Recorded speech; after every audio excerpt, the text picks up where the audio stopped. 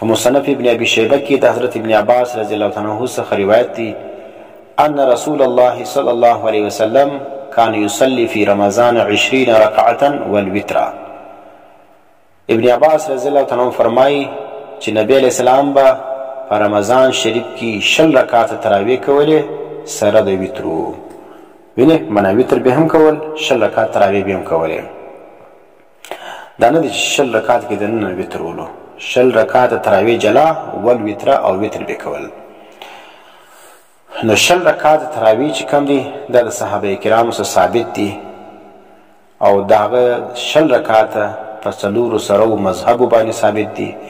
جمهور امت چې کوم دي هغه داغو په نیز باندې تراویح چې کوم دي هغه 20 رکعات دي.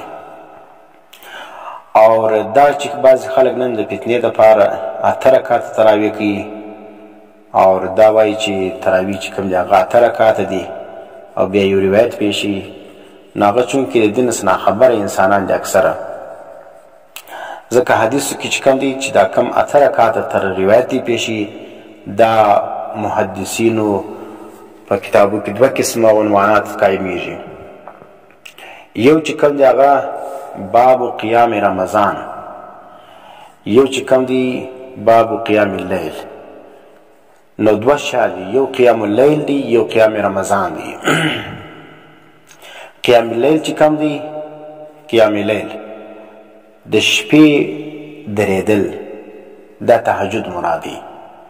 د شپې درېدل چې کوم دي دا عام دي، که په روژه کې که په غیر روژه کې، په هر وخت کې چې کوم دي قیام اللیل کیږي نو هغه خصوصي تهجد مرادي. تهجد چې کوم په روژه کې هم کیږي په غیر روژه کې هم کیږي. فاسو تراویح چې کوم دي د مارتوري 4 سره مذهبه دا پر دې متفق دي چې رکعتونه د تراویح چې کوم د 20 دي. نو دی وجه 8 رکعات چې کوم دي دا ته د تراویح نوم ورکول دا غلط دي. دا غي وجه دا د تراویح چې کوم دي التراویح دا جمع د تراویحتون ده. تراویح او څه ته وایي د 4 رکعاتو بعد هغه وقفې ته وایي. 4 رکعات چې وصلو دغه بعد چې څوک امام کښیني یا تراویح کوونکی کښیني دغه ناس تراویح وایي. دغه تراویح چې کوم ده ګوره دا د تراویح رالی. تراویح جمع تراویحی سو او په عربي زبان کې تراویح اطلاق کم از کم پر 3 کسان باندې کیږي، معنی د جمع 3 افراد کم از کم تراویح وویل سي. نو 4 چې کم دي د 4 رکعاتو بعد یوه تراویح کیږي، یوه ناسته یوه وقفه کیږي. نو تراویح چې جمع سوله نو کم از کم 3 ناست خو به کوي. نو 3 ناست چې وکړي 4 یا 12 12 رکعات سولو. نو د 8 رکعاتو د تراویح نوم ګسور کول غلط دی. تراویح اطلاق پر 8 باندې کیږي نه. نو ځکه په اعتبار د لفظ باندې د دې اطلاق پر 8 باندې سې کیږي هم نه. نو 8 رکعاتو ته تراویح نوم ورکول دا غلط دی. دا اسمه ځان خلاصول دي. مثلا دا ځکه تراویح چې کوم دي د 2 رکعات کول دا سنت دي. نو تر ګورو شکار دا دی چې 2 رکعات وصلو بیا 2 رکعات وصلو بیا دې سړی کښیني. او که چیرې یو سړی راولاړ سي 4 سره رکعتونه په یوه سلام باندې وکړي بیا هم جایز دی. لیکن ښه طریقه دا ده، سنت طریقه دا ده چې 2 رکعاته په جلا جلا سلام باندې وکړي. دا 4 چې په یوه سلام باندې صرف جواز لري. بله مسله یې ده چې د تراوح په مابین کې معنی 4 رکعاته وصلو په جلا جلا سلام باندې 2 رکعاته ویني، 2 رکعاته بیا 2 رکعاته نو 4 پرسلو. اوس د دې بعد چې کومه ناسته ده تراویح ویل کیږي.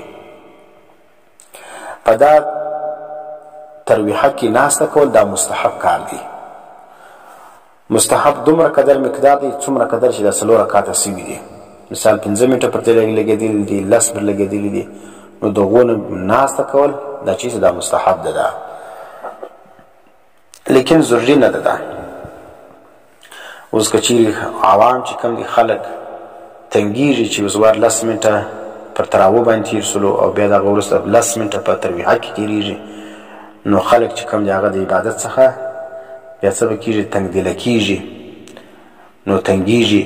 نو د هغه دپاره که چې راولاړ سي امام دا تراویح څه پرې کړي مختصر یې کړي، 5 منټلې راولي، 4 منټلې راولي، 3 راولي، نو پروا نه لري. اصل خپله دا ناسته دا مستحب ده، بیا هم جایز ده که چیرې دا مختصره کړل سي پروا نه لري. ښه، دغه ترویحه چې کوم ده د دوه څلورو رکعتو په مابین کې ناسته کول یا د څلورو رکعتو بعد ناسته کول، په دې کې به څه کار کوي، څه شی به کوي؟ شریعت کې په دې کې داسې خاص عمل منقول نه دی، نه په دې کې یو خاص عمل کول دا سنت دی، نه یو شی لازم دی په دې کې. بعضې خلک څه کوي، په دې کې یو څه الفاظ چې کوم دي هغه وایي سبحان ذی الملک والملکوت، سبحان ذی الملک والملکوت، سبحان ذی العزة والعظمة والقدرة والكبراء والجبروت، سبحان الملك الحي الذي لا يموت، سبوح قدوس رب الملائكة والروح، لا إله إلا الله نستغفر الله نسألك الجنة ونعوذ بك من النار. دا کلمات وایي، و دا کلمات چې کوم دي فی نفسه دا ډېر ښه کلمات دي، ښه الفاظ دي، خو لیکن دا هر وخت ویل چې کوم دی د ثواب کار دی. دا د تراوح سره تعلق دې ته پار ورکول دا غلط کار دی. تراوح سره دی یا تراوح تسبیحات دې ته ویل یا د تراوح دعا دې ته ویل دا صحیح نه دی. ها که څوک وایي د تراوح په مابین کې په دا ترویحه کې وایي پروا نه لري، لیکن مارته دې ته به د سنت نوم نه ورکوي، لازم به نه بولي، خامخا به کوي. وینې که چا نه کول هغه چې کوم دی هغه ته بیا بد وایي، پر فتواوې لګوي، د وهابیت او د بل دغه نوم ورکوي. نو که دا الفاظ پکې رالو، دا عقیده پکې رالو، بیا دا الفاظ ویل دا بدعت دي. دا بیا مرتول که چی دغه عقیده نه ورسره موجوده فی نفسي د الفاظ ښه الفاظ دي او هر وخت سړی ویلی سي، نو د تراویح په مابینځ کې یا په ترویحه کې چې وایي پروا نه لري. خو لیکن سنت به نه بولي، لازم به نه بولي، او د تراوح دعا یا د تراوح تسبیح دې ته ویل دا مشکل کار دی او غلط خبر ده. څه احادیث چې کوم دي هغه موږ ذکر کوو چې تراویح چې کوم دي په هغه احادیثو کې د هغه ثبوت راغلی دي او هغه 60 رکعات دي. یو روایت چې کوم دی هغه په مسند ابن ابي شیبه کې لکه مخکې موږ ذکر کړل. روایت دی حدثنا يزيد بن هارون قال اخبرنا ابراهيم بن عثمان عن الحكم عن مقسم عن ابن عباس رضي الله تعالى عنه أن رسول الله صلى الله عليه وسلم كان يصلي في رمضان 20 ركعة والوتر. دا سند مجوی حضرت ابن عباس رضی اللہ تعالی عنہ فرمایي چې یقینا رسول الله صلی الله علیه وسلم بڅکول کان یصلی فی رمضان، چې رسول الله صلی الله علیه وسلم با په رمضان کې لمونځ کوي 20 رکعتا 60 رکعات به کول، والوتر او داغه سره به وتر هم کول. نو 60 رکعات تراویح سولي او 3 وتر سولو. او دا رقم سنن کبرا د بهقی کی روایت دی عن ابن عباس رضی الله تعالی عنه قال كان النبي صلى الله عليه وسلم يصلي في شهر رمضان في غير جماعة ب20 ركعة والوتر. بل روایت دا د بهقی روایت دی چې فرمایي حضرت ابن عباس چې ولو نبی علیہ السلام يصلي في شهر رمضان، نبی علیہ السلام په د میاشت رمضان کې به لمونځ کوي په غیر جماعت، معنی جماعت صورت کې به نه کوي. دا رقم صورت نو لکه دا مشکو ب20 رکعتا 60 رکعات به کول، والوتر او وتر به هم کول. جماعت چې کوم دی دا د جماعت صورت د حضرت عمر فاروق رضی الله عنه په دور کې بیا چې کوم دی هغه د خصو دی هغه ترتیب دی درکړ. نو د حضرت عمر فاروق رضی الله عنه عمل چې کوم دی هغه هم سنت دی. ځکه حدیث کې راځي علیکم بسنتی و سنت الخلفاء الراشدین، د نبی سنت او د خلفای راشدین سنت. نو موږ چونکې نبی هم منو، خلفای راشدین هم منو، نو د نبی په طریقه او د خلفای راشدین طریقه زموږ دپاره مشعل راه ده. بعضې خلک څه کوي خیر نبی مني، صحابه بیا نه مني. نو دا چې کوم دا بیا شیعګان دي، شیعګان نبی مني صحابه نه مني. او بعضې چې بیا دي هغه نبی هم مني صحابه هم مني، لیکن د نبی خبره مني د صحابو دا نه مني، لکه غیر مقلدین. دا ته بیا کشني شیعګان ویل کېږي. دا د شیعګانو زامن دي. دا نبی هم منم صحابه هم منم، د نبی خبره منم د صحابو دا نه منم، دا چیش دي. او پلاران شیعگان خمینیان څه وایي هغه وایي نبي منم صحابه ګسه منم نه دا خو د ایران خمینیان شیعگان کافران دا وایي او دا غیر مقلدین بیا څه شوکانی اولاد هغه څه فرمایي هغه وایي نبي هم منم صحابه هم منم لیکن د نبي خبره منم د صحابه خبره نه منم نبي صحابه خالی منم لیکن خبرې نه منم موږ څه وایو اهل سنت والجماعت موږ نبي هم منم صحابه هم منم د نبي خبره هم منو د صحابه دا هم منو نو ځکه حضرت نبی علیہ السلام چې کوم دی هغه 6 رکعات تراویح د یو وجې بغیر جماعته کولې بیا حضرت عمر فاروق رضی الله عنه صحابه کرام را جمع کړل او په مسجد کې بقاعده د دې جماعت د 6 رکعاتو سوي دي بیا د هغه وروسته د حضرت عثمان رضی الله عنه په دور کې کېدل بیا د حضرت علی رضی الله عنه په دور کې کېدل بیا قرنن بعد قرن تر دا اوسه پورې دا تراویح چې کوم دي په د ټولو مساجدو کې 6 رکعاته کېدلې نو دا چې شو د 1857 بعد چې کوم دی هغه دا طریقه ایجاد شو چې په مسجد کې به 8 رکعاته تراویح کېږي 8 رکعاته تهجد ته نوم د تراویح کول دا د غیر مقلدین یو تحقیق دی دا رقم په المعجم الاوسط لطبرانی کی روایت دی هغه کوم روایت دی ابن عباس رضی الله تعالی عنہ صدی هغه فرمای ان النبي صلی الله علیه وسلم کان یصلی فی رمضان 20 رکعه سوى الوتر هغه نبی اسلام با په رمضان کې 6 رکعات تراویح کولې سوا د وترو وینه منه د وتر په تراویح کې داخل نه ولو 6 رکعات به تراویح وکړه دا وروسته به 3 رکعات وتر کول دا رقم په معجم کبیر کې راځي ابن عباس رضی الله تعالی عنہ قال ده كان النبي صلى الله عليه وسلم يصلي في رمضان 20 ركعه والوتر نبی اسلام په رمضان شریف کې 6 رکعات تراویح کولې او دا سره به وتر هم کول دا رقم مسند عبد ابن حمید کی راضی هل تم روایت ابن عباس رضی الله تعالی عنہ سے قال ده كان رسول الله صلى الله عليه وسلم يصلي في رمضان 20 ركعه ويوتر بثلاث او دا رقم 6 رکعات تراویح کولې او بیا به وتر 3 رکعات کول ټول روایت دا ثابت اسوله چې تراویح څو دي د 6 رکعات دي بعضو څکه اکثر غیر مقلدین څکه هغه پر دا روایت باندې جرح کوي په دې روایت کې پر بعضو راویانو باندې جرح کوي نو دا جرح پر بنیاد باندې وای دا روایت چې کوم دي قابل عمل نه دي دا حالانکه دا جوابونه هم علماو کړی دي دا جرح جوابونه علماو کړی دي دویم دا دی چې دا د اصول حدیث یو ډیر متفق علی اصول دي هغه دا دی چې یو حدیث ته تلقی بالقبول حاصل سي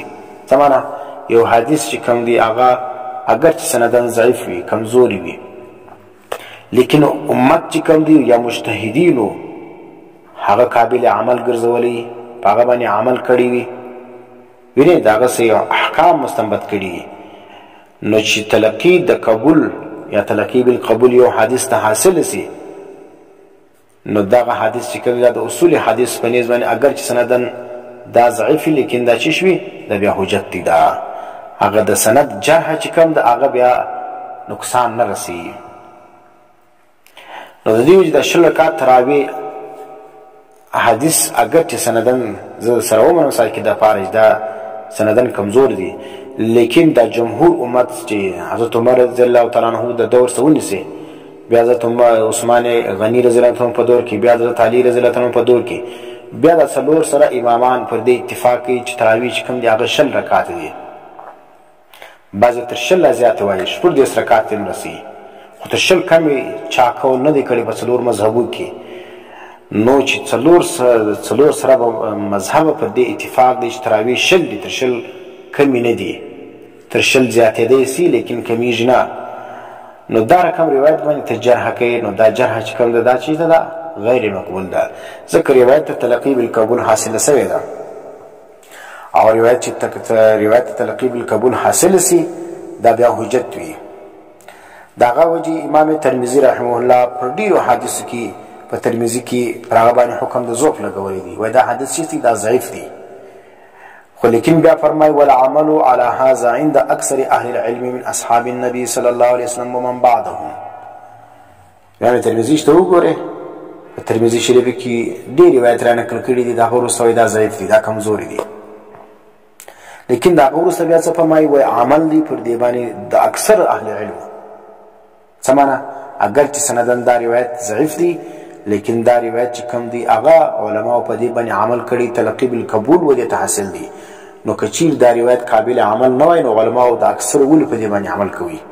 وینه او بیا څه فرمایي یا دا فرمایي بعض ځای والعمل على هذا عند اکثر اهل العلم،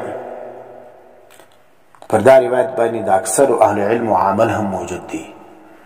نو سند ذوب چې کوم دی هغه وخت دغه وی چې علماء په هغه باندې عمل نه کړي، هغه روایت ته تلقی بالقبول نه حاصله سوی، نو بیا که په روایت باندې جرح وسي بیا یو خبره ده چې اورېدل کېدی سي. او که چیرې امت چې کوم دی هغه کبار اهل علم، جبال اهل علم، ائمه څلور د مذهبو امامان هغه په روایت باندې استدلال کوي او تر ولې دغه پر سند باندې جرح کوي، او دا جرح چې کوم دا غیر مقبول ده. نو دې معلومه شوله چې د صحابو د تابعینو د اکثر اهل علم پر دې باندې عمل دی. نو چې پر کوم شي باندې د صحابو د تابعینو د اکثر اهل علم عمل وي، نو په دغه صورت کې بیا د حدیث سند ته کتل یا پر هغه باندې دغه پر سند باندې جرح کول یا دغه د صحت لپاره خالص سند دارومدار ګرځول دا صحیح خبر نه ده. سند صحیح دی، پر سند باندې چې کوم دی هغه کسرې د سند څخه بحث کې د پروا نه لري، ښه خبره ده. لیکن ځای ګوري چې کوم ځای باندې سند، هغه وخت کې به ته د حدیث سند ته ګوري چې اهل علم په هغه باندې استدلال نه کړي، او چې د څلور مذهبه خلفای راشدین هغه پر یو شي باندې عمل کوي او حدیث بیا سندن ضعیف وي او ته راولاړېږي د ټول د صحابو د تابعینو تبع تابعینو عمل ته غلط وایه، کوم دی هغه صحیح خبر نه ده، صحیح طریقې کار نه دی. نو خلاصه دا سوه چې 20 رکعات تراویح چې کوم یا د خلفای راشدینو او دا رقم د صحابه کرامو عمل دی او د څلورو امامانو عمل دی. نو په دې باندې پکار دی چې عمل مسلمانان وکړي او د دغه وسوسه اچوونکو انسانانو د وسوسو څخه ځان وساتي.